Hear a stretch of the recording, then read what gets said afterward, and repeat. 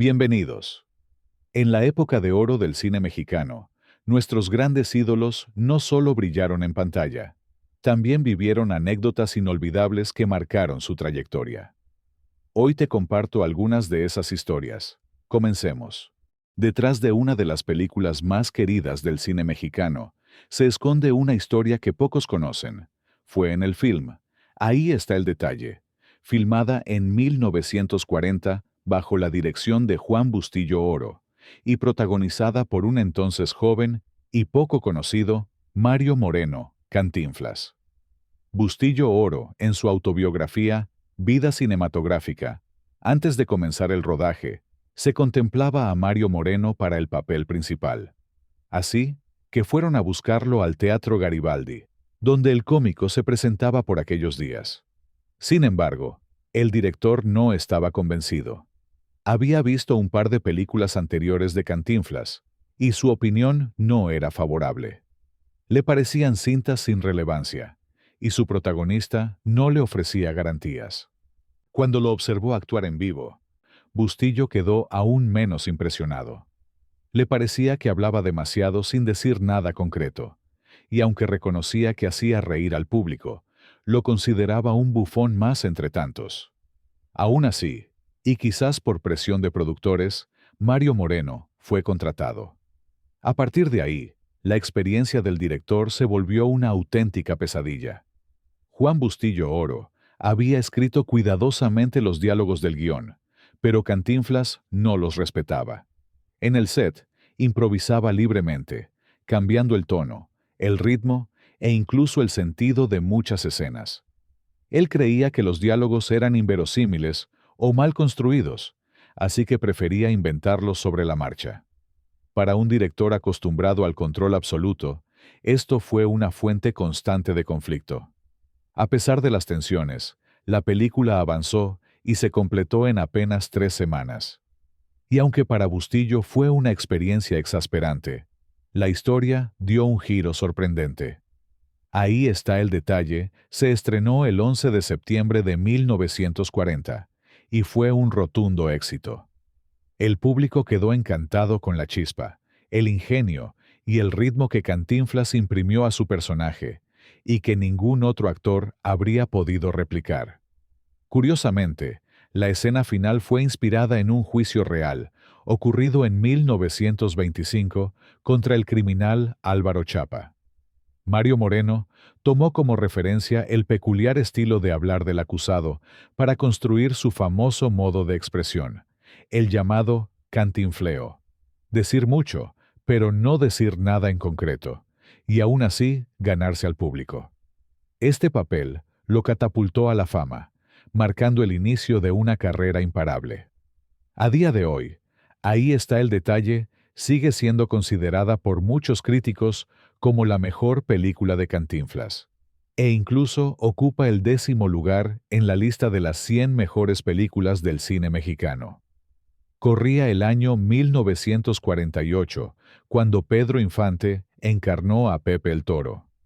El director, Ismael Rodríguez, buscando una autenticidad pocas veces vista, tomó la decisión de filmar las escenas de prisión dentro de Lecumberri, un lugar famoso no por su arquitectura, sino por la crudeza que albergaba.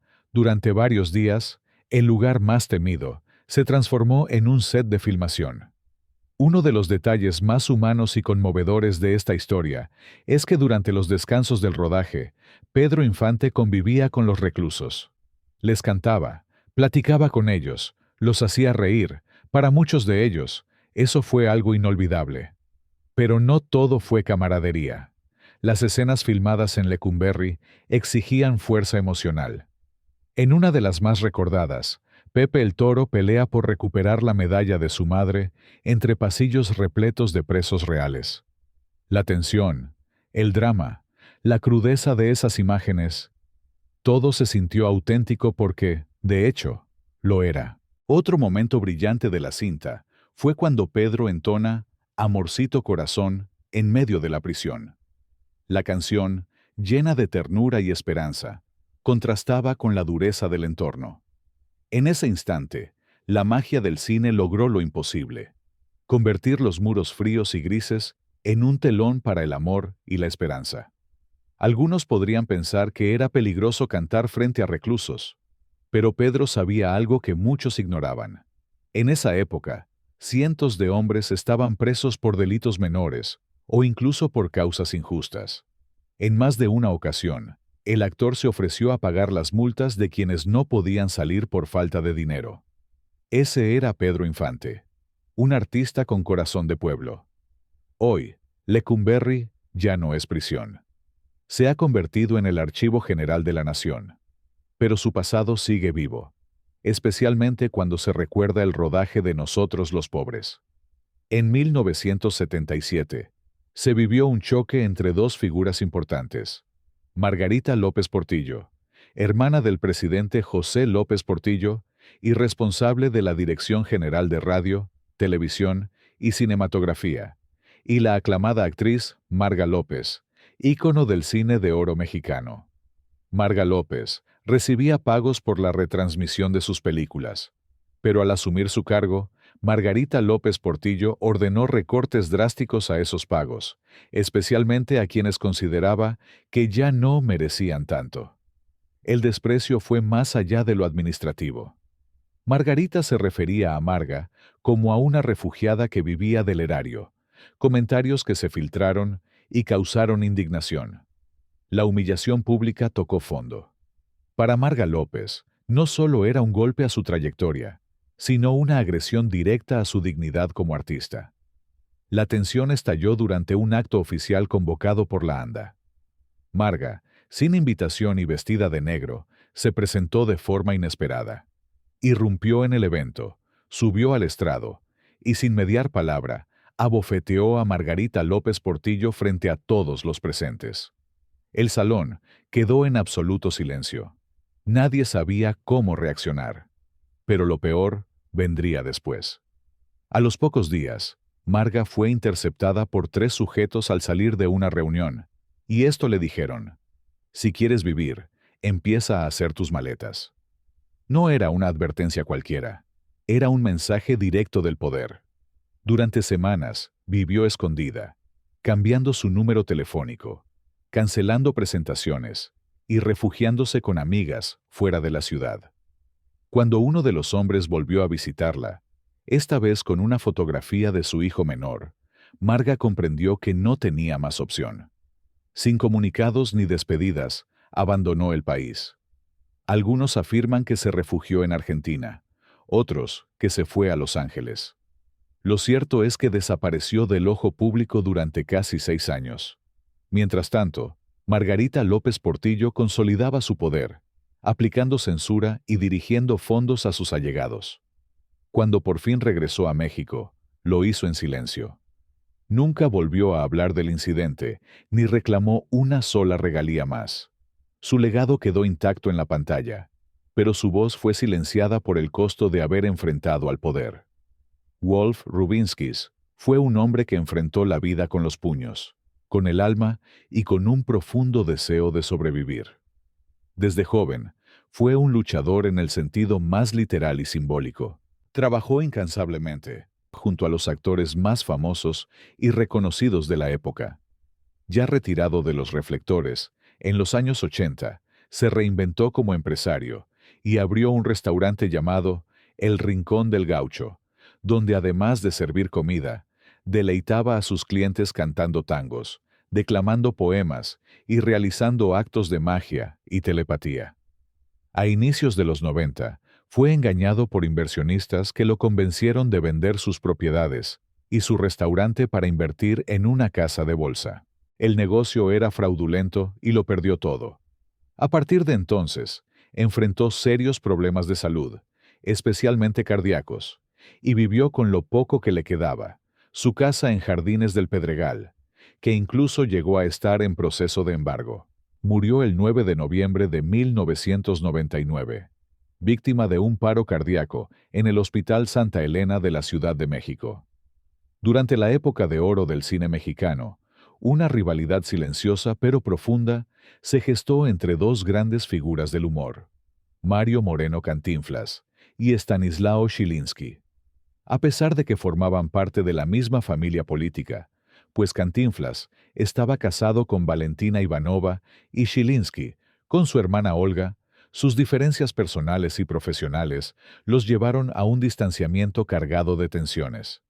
Shilinsky, de origen ruso, llegó a México como parte de un circo junto a su hermano. Decidió quedarse en el país e iniciar su carrera artística en una carpa llamada Valentina. Por su parte, Cantinflas, nacido en una familia humilde, había probado varios oficios antes de llegar al mundo del espectáculo. Fue en esa misma carpa donde ambos coincidieron por primera vez y comenzaron a compartir escenario. De hecho, se cree que Shilinsky tuvo un papel importante en el desarrollo del personaje de Cantinflas, ya que entre ambos solían intercambiar ideas para construir sus rutinas cómicas. Con el paso del tiempo, Cantinflas alcanzó un éxito arrollador, consolidándose como una figura icónica del cine nacional, mientras que Shilinsky, a pesar de su talento, no logró igualar ese nivel de fama. Aunque tuvo reconocimiento junto a Manolín en su propia dupla cómica, los resultados no fueron comparables al impacto de su concuño. Algunos afirman que esa diferencia provocó celos profesionales que eventualmente contaminaron su relación personal.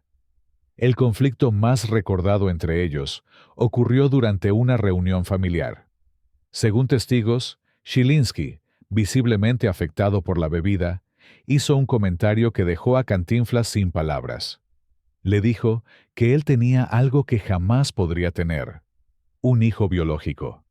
El comentario fue especialmente hiriente, ya que se decía que Cantinflas era estéril y que había adoptado a Mario Arturo Moreno Ivanova, tras un acuerdo económico con una mujer llamada Marion Roberts, con quien supuestamente había tenido una relación durante una gira. Este comentario, directo y crudo, expuso una herida que el actor siempre había mantenido en privado. La escena fue incómoda y, por primera vez, dejó a Cantinflas sin capacidad de respuesta. A pesar de sus desencuentros, ambos seguirían caminos distintos hasta el final de sus días. Libertad Lamarque no solo era admirada por su deslumbrante belleza y su talento actoral, sino también por su carácter exigente y su dominio técnico sobre la producción cinematográfica. Procedente de Argentina, fue ganando terreno en el cine mexicano gracias a su amplia experiencia teatral y cinematográfica, al grado de tener voz decisiva en las producciones donde participaba, desde la iluminación hasta la elección de sus coprotagonistas. En contraste, el joven Julio Alemán, 25 años menor que ella, apenas daba sus primeros pasos en la industria. Tras destacar en una obra de teatro, un productor lo invitó a participar en la película La cigüeña dijo sí, dirigida por Rafael Valedón. Aunque ya tenía el respaldo del equipo de producción, aún faltaba la aprobación más importante, la de Libertad Lamarque, quien no aceptaba compartir escena con cualquier actor sin antes evaluarlo personalmente. Siguiendo las instrucciones del director, Julio acudió al domicilio de la actriz para someterse a una suerte de audición privada. Libertad lo observó con meticulosidad, le pidió mostrar su perfil, realizar expresiones faciales y, en un gesto que él nunca olvidaría, le pidió abrir la boca para revisar su dentadura. El joven actor confesó años después que aquel momento lo hizo sentir humillado. Sin embargo, contuvo su incomodidad y no expresó su molestia. Finalmente, Libertad le dio el visto bueno para interpretar a su hijo en la cinta. Aunque aquel encuentro lo marcó profundamente, también significó un punto de inflexión en su carrera. El éxito de la película lo catapultó a la fama y le abrió las puertas a numerosas oportunidades en el cine. Con el tiempo, Julio Alemán reconoció que aquella dura experiencia fue, paradójicamente, una de las más importantes de su vida profesional. Lo que para muchos habría sido una humillación inaceptable, para él fue el precio de su entrada definitiva al estrellato. Eulalio González Ramírez, mejor conocido como El Piporro, fue comediante, actor, cantante y guionista. Su carisma y original estilo norteño lo convirtieron en una figura entrañable para el público. Aunque nunca se sintió del todo cómodo trabajar en televisión, participó en algunas presentaciones especiales. Fue entonces cuando decidió incursionar como director, con ideas progresistas, como pagar sueldos justos a los actores, algo que causó fricciones con la Asociación de Productores Cinematográficos. Las tensiones escalaron cuando filmó la película, El Pocho, una cinta que criticaba veladamente las políticas del gobierno.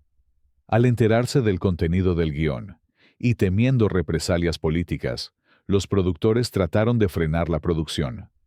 Pero el piporro no se detuvo. Cuando la película fue concluida, el asunto llegó a oídos del entonces presidente Luis Echeverría y su hermano Rodolfo Landa, quienes reaccionaron con severidad.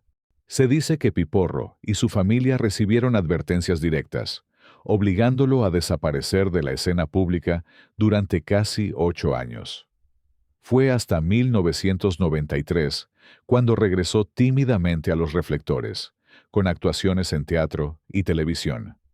En 1999 presentó su autobiografía, Canario, en la que relató con humor y honestidad su trayectoria. Su última aparición fue el 31 de agosto de 2003, como conductor en un evento en el Palacio de Bellas Artes. Apenas unas horas después, la madrugada del 1 de septiembre, falleció de un infarto al miocardio.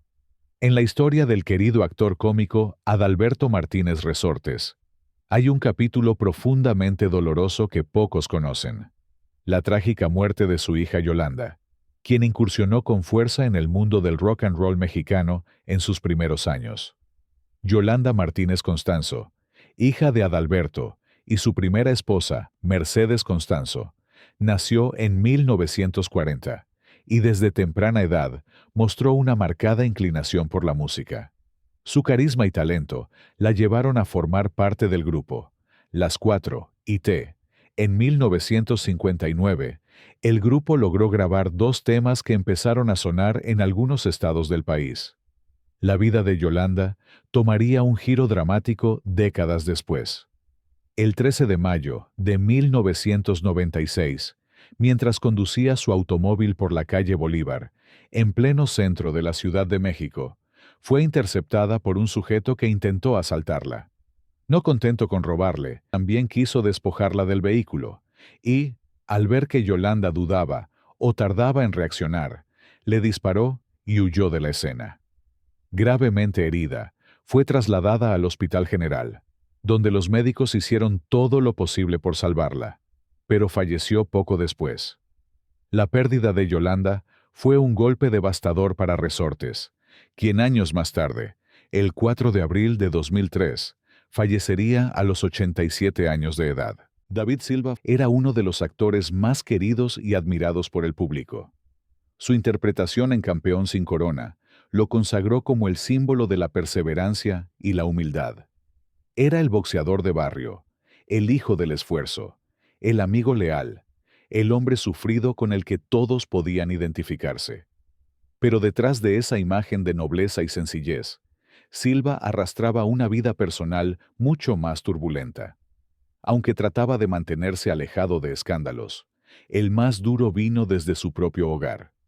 Fue su esposa quien lo acusó de maltrato doméstico, un tema que en los años 50 y 60 era prácticamente un tabú en la industria y mucho más en los medios. Los detalles nunca fueron del todo esclarecidos, ya que la prensa, por respeto o por miedo, evitó ahondar en el tema.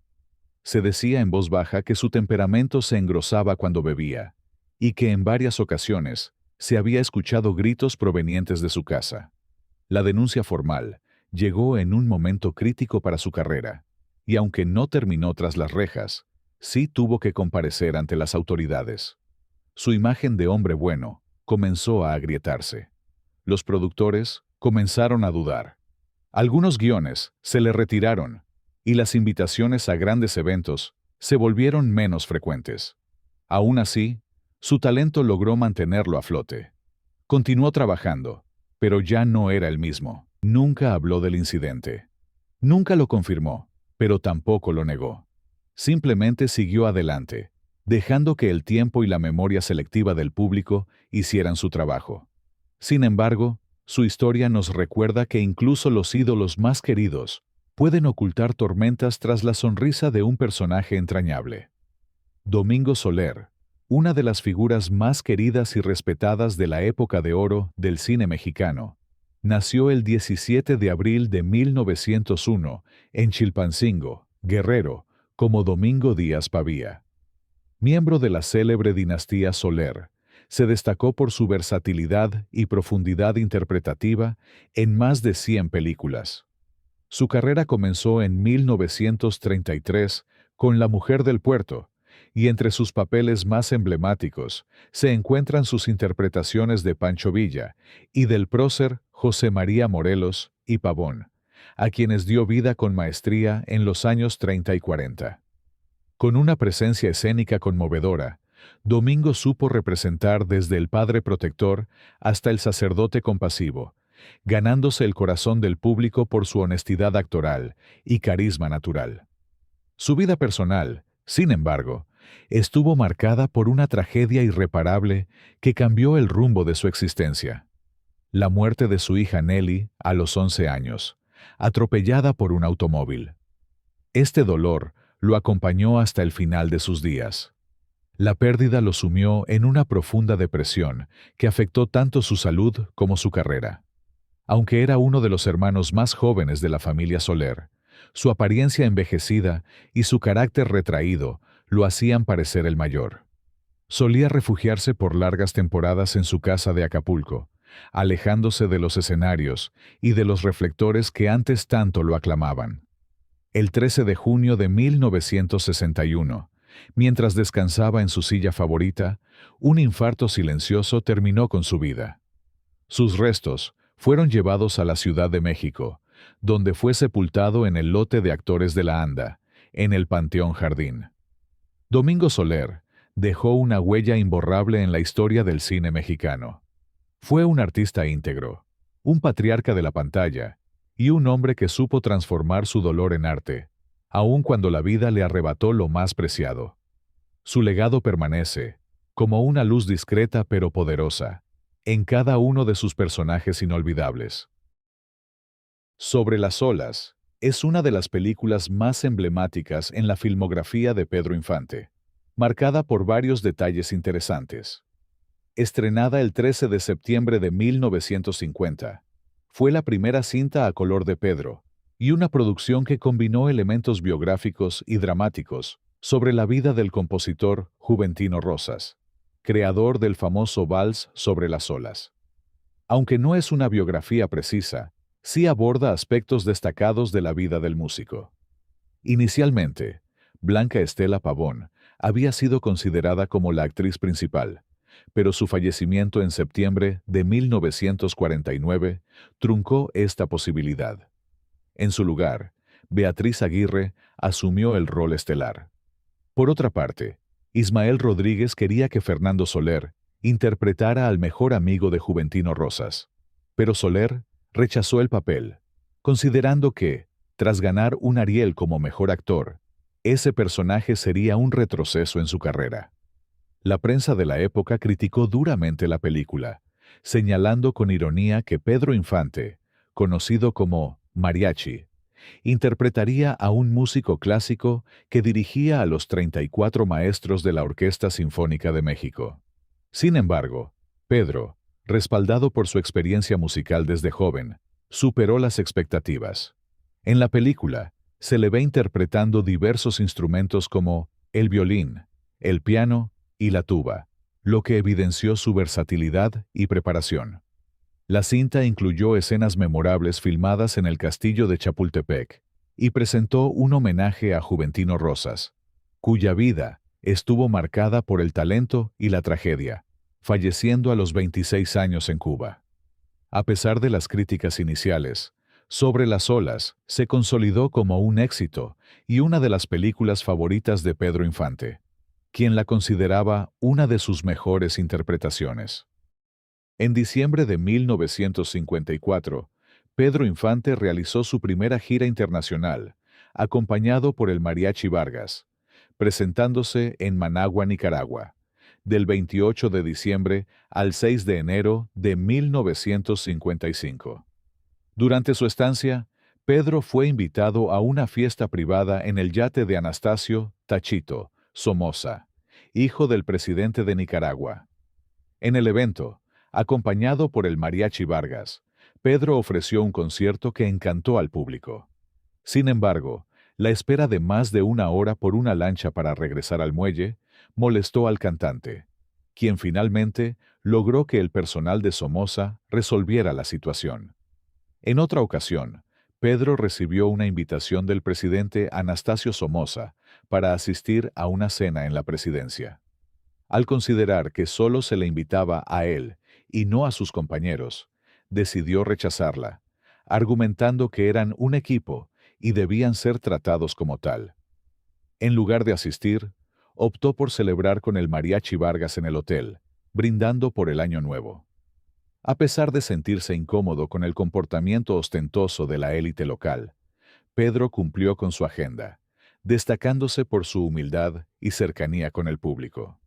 Su gira por Nicaragua consolidó su fama internacional y quedó registrada en fotografías, donde se le ve entregando su sombrero como obsequio al presidente Somoza. En 1950, durante el rodaje de la película, También de dolor se canta, Pedro Infante protagonizó una escena memorable en la que su personaje, un maestro humilde, imita de forma burlesca al reconocido tenor continental, Pedro Vargas. Sin embargo, el propio Vargas aparece en la escena y, lejos de ofenderse, le da una lección de humildad al ofrecerse a ayudarlo con su canto. Esta ficción tiene un curioso paralelo en la vida real, evidenciando la admiración que Pedro Infante sentía por Vargas. 5 años después, en 1955, mientras filmaba Escuela de Vagabundos, una de las películas más exitosas de su carrera, Pedro Infante enfrentó dificultades con una canción titulada ¿Quién será? La grabación era inminente, pero por más que ensayaba, no encontraba el tono ni la interpretación adecuada. Desesperado, decidió buscar ayuda. Eran las 4 de la mañana cuando Pedro Infante llegó a la casa de Pedro Vargas, despertándolo con urgencia. Vargas, sorprendido pero halagado, lo recibió en pijama. Pedrito le explicó su problema, y Vargas, con amabilidad, lo llevó al piano. Durante 2 horas, le dio una clase magistral de canto, enseñándole cómo iniciar la canción, modular las frases y darles intención. Con paciencia, Vargas ayudó a Infante a perfeccionar no solo ¿Quién será?, sino también otras piezas que debía interpretar. A las 7 de la mañana, Pedro Infante se dirigió al estudio de grabación, confiado y preparado, siguiendo al pie de la letra las instrucciones de Vargas. El resultado fue un éxito, y la influencia del tenor quedó plasmada en la interpretación de Pedro Infante en la cinta. Pedro Infante generaba caos cada vez que se presentaba en la famosa estación de radio ubicada en la calle Ayuntamiento 52. Su llegada al estudio siempre atraía multitudes de admiradores, creando tumultos que dificultaban su entrada y salida. La aglomeración de fanáticos era tal que, en varias ocasiones, Pedro fue víctima de jalones. En una de sus visitas, Pedro llegó puntual, pero la multitud era tan grande que no pudo ingresar al estudio.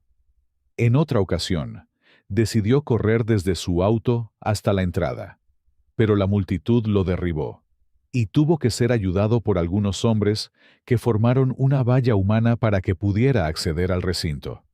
A raíz de estos episodios, en una visita posterior, al ver la cantidad de gente esperándolo, decidió no arriesgarse y escapó colgándose de un tranvía. Pedro no solo enfrentaba a sus admiradores, sino también situaciones cómicas. En una ocasión, con las prisas, empujó accidentalmente a un hombre robusto que bloqueaba la entrada al salón Azul Oro. Para su sorpresa, se trataba del cantante Pedro Vargas. Apenado, Pedro Infante se disculpó, llamándolo tocallito, y lo invitó a acompañarlo a la cabina. Durante la transmisión, entre risas, don Pedro Vargas bromeó sobre cómo Pedro lo había despertado de madrugada en otra ocasión para un asunto de trabajo, destacando su dedicación y profesionalismo. Este episodio demuestra la gran admiración y respeto que Infante sentía por Pedro Vargas, a quien consideraba un cantante superior. Además, refleja la generosidad y profesionalismo de ambos artistas. Pedro Infante dejó inconclusos al menos 8 proyectos cinematográficos. Aquí, un resumen de las películas que no pudo completar. La tijera de oro. Pedro iba a interpretar a un peluquero celoso que se mete en problemas debido a su carácter. Tras su muerte, Germán Valdés, Tintán, asumió su papel. La película se estrenó en 1958. La chamuscada. Escrita por Luis Alcoriza, esta película narraba las aventuras de un peón que se convierte en general revolucionario. Pedro iba a protagonizar junto a Lola Beltrán, pero finalmente la estelarizaron Luis Aguilar e Irma Serrano. Se estrenó en 1971. El charro y el cowboy. Este proyecto buscaba unir el cine mexicano y estadounidense. Pedro Infante iba a compartir pantalla con John Derek, contrastando las tradiciones de ambas culturas. Sin embargo, el proyecto no se realizó tras su muerte. Ando volando bajo iba a interpretar a un piloto mujeriego. La película, que lo habría reunido con Luis Aguilar y Lilia Prado, fue finalmente protagonizada por Pedro Armendáriz y se estrenó en 1959. El que con niños se acuesta. Una comedia donde Pedro habría interpretado a un hombre que adopta niños de un orfanato a cambio de la ayuda de un amigo millonario. Tintán tomó su lugar y la cinta se estrenó en 1959. La risa de la ciudad. Pedro iba a interpretar a un payaso callejero en una historia llena de drama y esperanza. Joaquín Cordero asumió su papel, y la película se retomó 8 años después de su muerte. Gracias por acompañarme hasta aquí. ¿Qué te parecieron estas anécdotas? Cuéntamelo en los comentarios y dime si te gustaría otro video similar. También te invito a disfrutar los anteriores. Hasta la próxima.